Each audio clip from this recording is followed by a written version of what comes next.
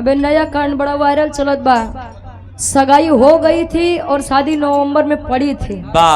उ लड़का गए अपने होखे वाली पत्नी के जन्मदिन मनावे बदे पहाड़ी से धक्का दे के खेले खत्म कर दी है।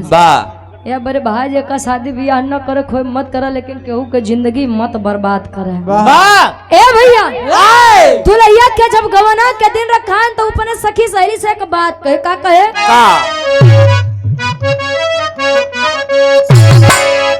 अरे जब से गवनावा के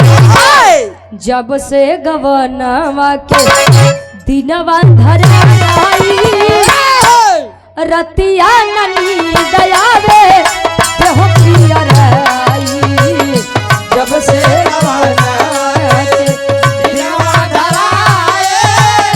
रतिया ननी दयावे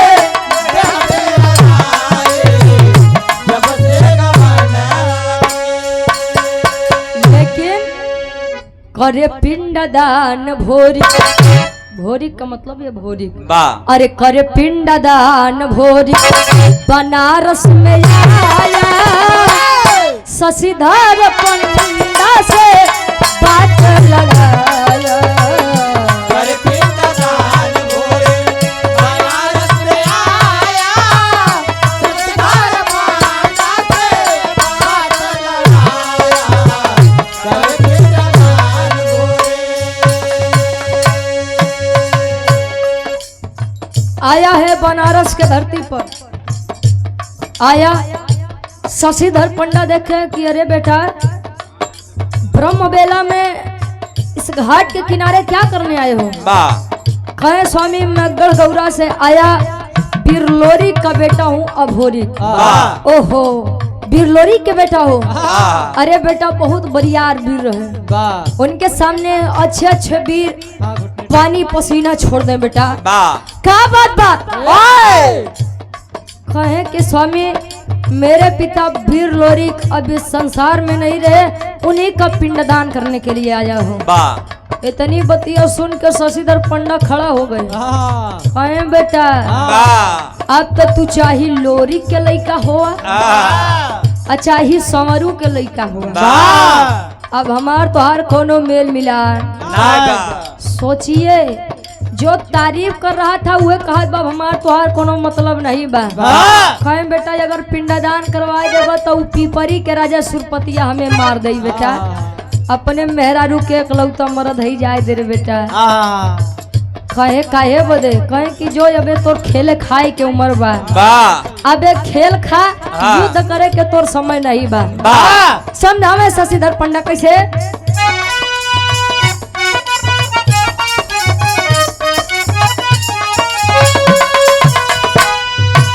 और आप दुल्हे राजा जी के भाई हैं जंग बहादुर यादव।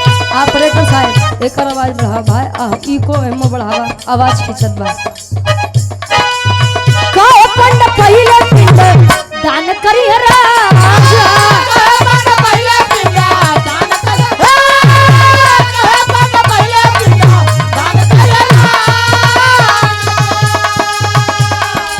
जबरदस्ती करबा बच्चा रण में मार जावा।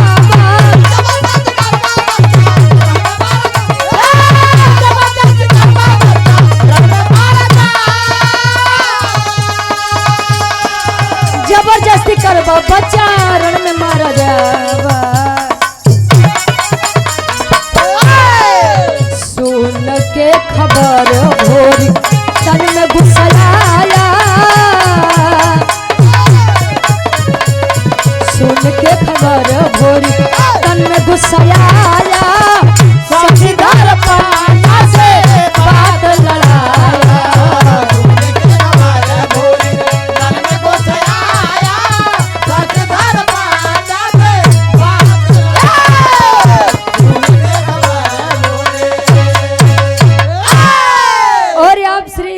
यादव जी कहे जवान सामने पड़ा बा, पहले ओका देखा बाद में देखा शशिधर। पिंडदान करवाए, अब बिहार के बाद तिहारे छोड़ दा। बनारस में पिंडदान हुआ। शशिधर पंडा वीर भोरी बतियात है और वहार खबर पहुंचत बा पिपरी के राजा सुरपति के लगे। बड़का वीर बनत है, बड़का मर्द बनत है। कल के आय लइका तोरे नियम के उल्लंघन कर दे तू बैठा खाली राजगद्दी संभारा। कहे मतलब ई बा कि कोई आया है गड़गौरा से, सर्वप्रथम सुबह का पिंडदान अपने पिता को कर दिया। तू लखत रहा कुछ हो तोहरे बस के बाद। इतनी बतिया सुन के शशिधर पंडा और सुरपति भैया हारन कम करा, ढेर बोलत बा, साउंड के आवाज बढ़ावा, हारन कम करा। सुरपति सजाया है हजारों की सेना, सेना सजा करके घोड़े पर सवार होकर के आया है कहाँ, बनारस के धरती पर। जब आया तब तेरी के भाव लगत बा।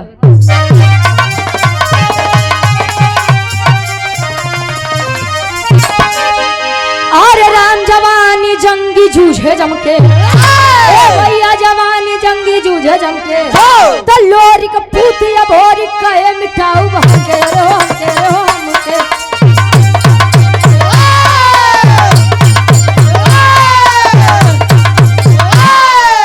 लोरिक पूत या भोरी कहे मिठाऊ हमके जवानी जंगी जूझे। हम के मतलब अहंकार घमंड। लोग कहते हैं कि अहंकार ईश्वर का आहार होता है। अच्छा, हजारों की फौज सजा कर आया, एक तरफ पिपरी का राजा सुरपति हजारों की फौज लिए और एक तरफ केवल 21 वर्षीय बालक वीर अभोरी का बेटा, वीर लोरी का बेटा वीर अभोरी खड़ा है। शशिधर पंडा देखन तो कहन गए काम से, उठ के निकले लगे तो वीर अभोरी पकड़ के कुर्ता, ए बाबा कहाँ जले वीर अभोरी जिया तले इशार तो छुई नहीं पाई, तू खाली बैठा इस चीज के तू साक्षी बनिया। कहीं कि जा सार तू तो मरबे करबा, हम कले डूबबा, तोरे तो मेहरारू लड़किया है ना, हमार मेहरारू लड़किया कुल मेहरारू हमार बिन मनसेदू के हो जाई, बेटवा हमार बिन बाप के हो जाई। अच्छा विचार करत है ना यार, युद्ध होत बा, युद्ध होत बा तो होत का बिरहा के आखिरी तरज लगत बा।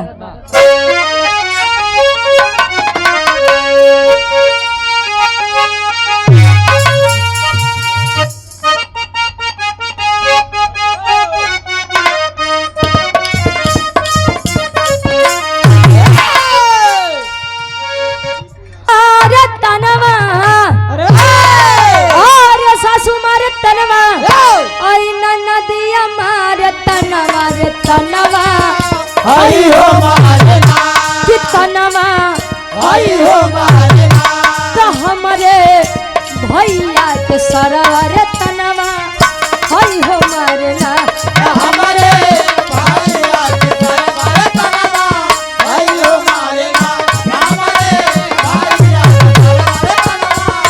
हो मारना। लेकिन और यहाँ सम्मानित दूल्हे राजा के पूजनीय पिताजी श्री राम अवध यादव जी घर मलिकार साहब, लोग मरा है नहीं है सार मरते यार।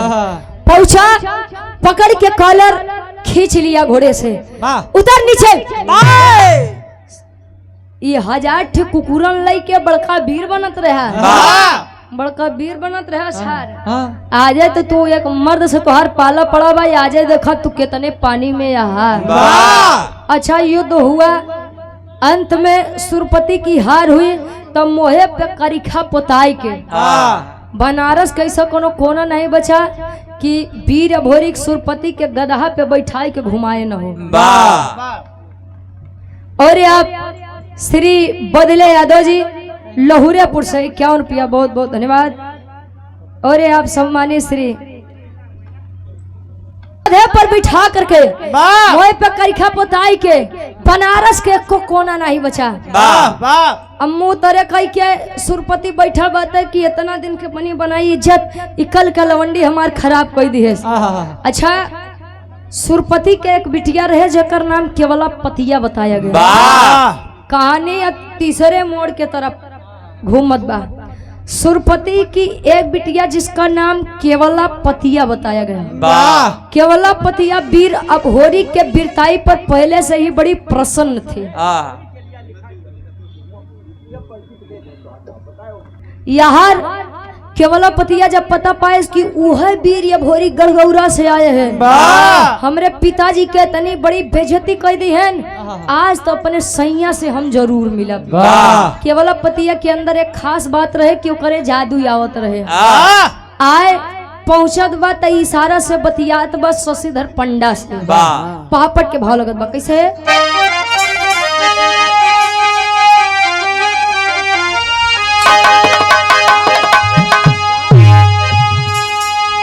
अरे आई केवला पतिया बन हसीना जीना मुश्किल बा। अरे आई केवला पतिया बन हसीना जीना मुश्किल बा।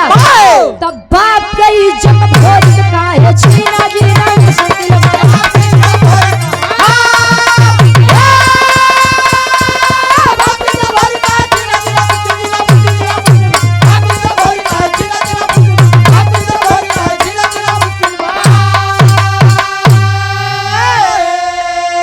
अरे जादू चलाई दिहली सुगना बनाई हो, तब पिजड़ा में कैद करके पिपरी लेके आई हो। अरे कहे कुंवारी जी अब नहीं तारा बिना जिए ना मुश्किल बा। अरे बाप के इज्जत भोरी के काहे छीना जीना मुश्किल बा।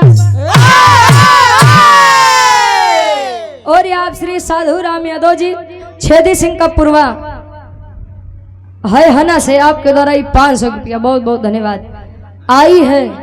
शशिधर पंडा से इशारा में पूछत बा बाबा के उ कवन वीर बा कि जवन हमरे बाऊ के तनी बनी बनाई इज्जत कुल माटी में मिलाई दी है। शशिधर पंडा मार सीना चौड़ा करे बा। रे बेटा इहे बा इहे लइका बाबा जे तोरे बाबू के गदहा पे बैठाए के पूरा बनारस के कोना घुमाए बा।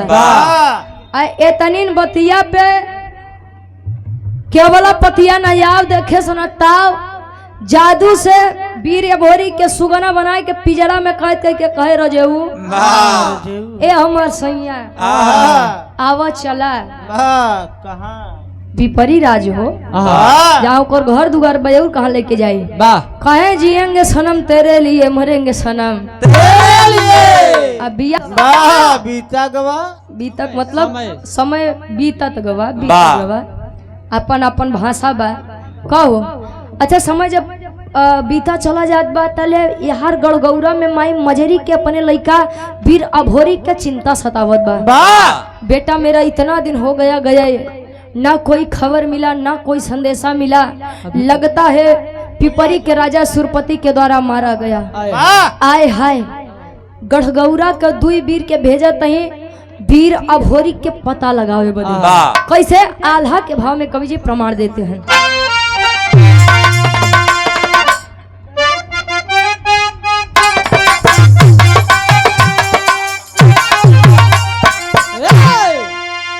अरे तड़पेली मजरी माता गौरा के नगरिया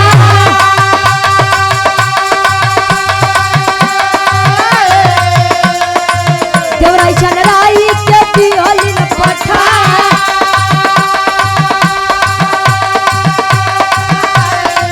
धीरे धीरे आई गई काशी के धरतिया।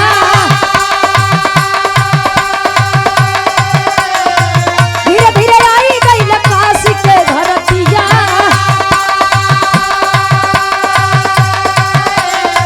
शशिधर पंडा हो गई ना बेटा।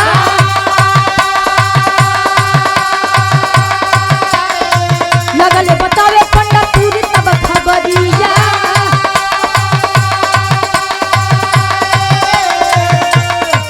लगले बतावे पंडा पूरी तब खबरिया।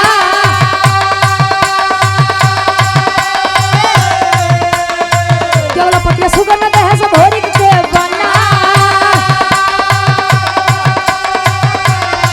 जमुई का बोलाई लिहल दुनहु हो भीला।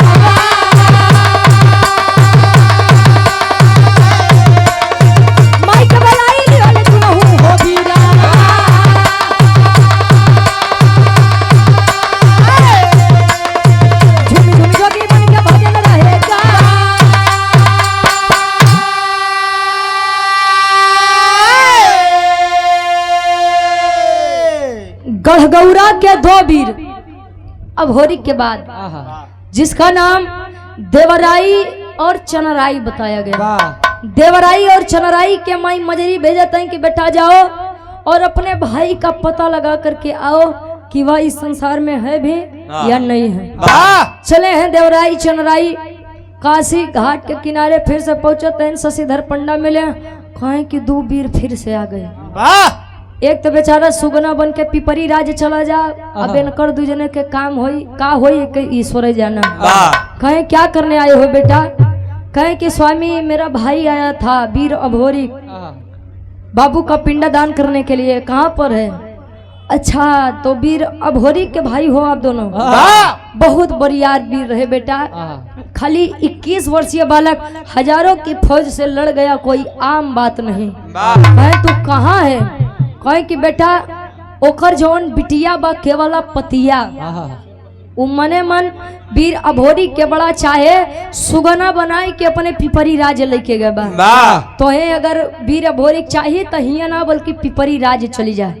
जमुनी माई के बोलावत है न, तीनों लोग जोगी के रूप बन के भजन गावत पहुंचते हैं। कहाँ? सुरपति के राज दरबार में। और आप सम्मानित श्री संजय यादव जी बराहिनपुर, जमुनी माई देवराई और चनराई भजन गावत जब पिपरी के राजा सुरपति के दरबार में पहुंचते हैं, केवला पतिया कहे कि स्वामी हो ए हमार राजा, आवा चला नीचे। कहे का करे बिन? कहे इतना दिन हो गया तोरे मन में प्रेम जगावत जगावत हम परेशान हो गए, लेकिन तोरे मन में हमरे प्रति प्रेम ना जागा हो सके। भाव भजन सुन ला, तोरे मन में हमरे प्रति प्रेम जागी जाओ। लेके आई पिजरा नीचे रखी तो माई जमुनी रखी नो हो बेटा जब हो रही वहां पर फंसे हो रहा बेटवा तोहार उद्धार करवावत ही। और आप सम्मानित श्री राम केवल यादव जी नेवल का पूर्वा से 251 रुपया, बहुत बहुत धन्यवाद। केवला पतिया कुछ समझ पावो तो पहले माई जमुनी अपने आशीर्वाद से वीर अभोरी के पुरुष वाला तन ही और केवला पतिया यार बाहर देखते बा, अरे यार हम तो कुछ करबो नहीं भाई, तो हमार राजा ठीक कैसे हो गए, सुगना से मनई कैसे बन गए। एतने में माई जमुनी केवला पतिया के गदही के तन दे बेचारी केवला पतिया नारी के रूप से जब गदही के रूप मिला तो अपने बाऊ के समनवा मुड़ी यानी सर नीचे कई के खड़ी बा। काहे बदे जाना था मंजीत भाई? कपड़ा एक कौन है पहने के? हाँ, घोड़ा गधा के कपड़ा खाली रहे तो पहनावत थी। अच्छा जब वो सर झुकाए के खड़ी बात, एक पिता समाज में ऐसे भी पिता होते हैं जो अपने पुत्र से ज्यादा पुत्रियों को प्रेम करते हैं। आई के बैठ के सुरपति कहे कि देखा तू हमार बहन समान, हम तुहार भाई समान, दुश्मनी तुहार हमसी बात हमसी बदला हमरे बिटिया के छोड़ दा, गदही घोड़ी के तन मत दा, नहीं तो बड़ी बदनामी हुई। यार गुसियाई के वीर अभोरी कहा माई एके नाही छोड़ब, एके सारे के नाही छोड़ब, एकरे चलते एकर बिटिया हमका इतना दिन बतावा कैद करके रखी रही, एका नाही छोड़ब। माई जमुनी कहे कि बेटा अभोरी तनी कम गरमा बैठ जा, अगर केहू सामने से अपन गलती माने तो के माफ कर दे के चाहिए, अपनी गलती को मान लेना यही सबसे बड़ी बात होती है। समझावा कैसे? आखिरी भाव खड़ी के भाव में कवि जी प्रमाण देते हैं।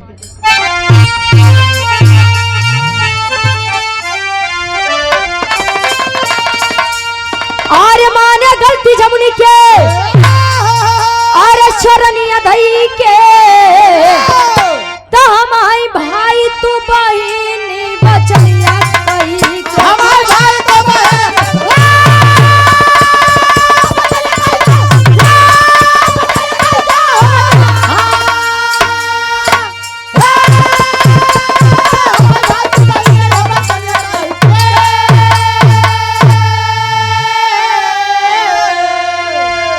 कहे माई एक खाली एक के शर्त पे छोड़ब।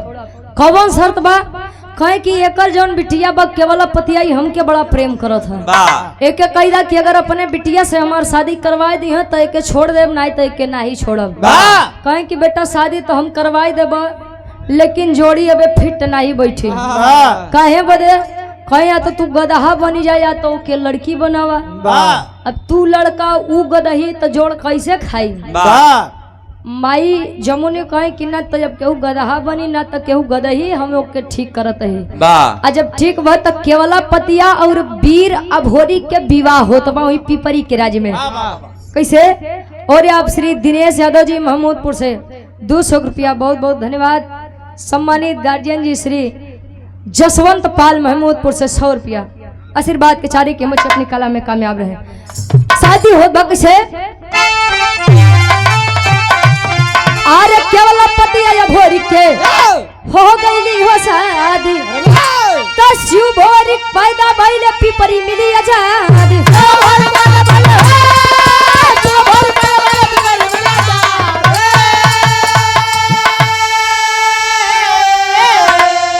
अरे अपने घर आए आई दुल्हनिया लईके ताम आई भाई तू बहिनी वचनिया कही। केवला पतिया भोरी की शादी हुई, हंसी खुशी अपने राज गड़गौरा वापस आए। धीरे धीरे समय बीता, दोनों के संयोग से एक बच्चे का जन्म हुआ जिसका नाम शिव भोरी बताया गया। कुबई के लड़का लोरी का संवरू, लोरी के लड़का अभोरिक, अभोरिक का केवला पतिया के बीच में एक लड़का जेकर नाम शिव भोरी बताया गया। लड़का होखे लायक होखे नहीं तो होबे मत करे। लड़का लायक मिले चाहिए 2-4-6 साल बाद मिले।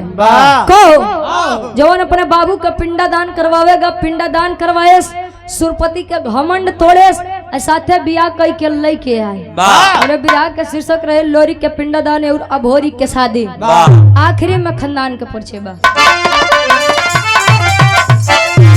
गुरु बिहारी, गुरु गणेश, गुरु रामलाल गुरकारी, स्वर्ग से चंद्रिका कवि बच्चन जी बने पुजारी हो।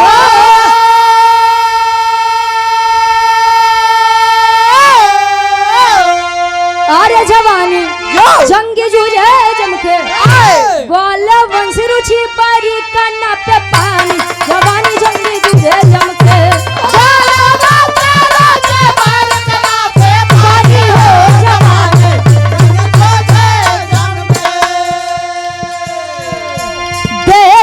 संसार की हालत, देखते रहे संसार की हालत क्या हो गई भगवान। कितना बदल गया इंसान, कितना बदल गया इंसान। सूरज न बदला, चांद न बदला, सूरज न बदला, चांद न बदला, ना बदला आसमान। कितना बदल गया इंसान, कितना बदल गया इंसान।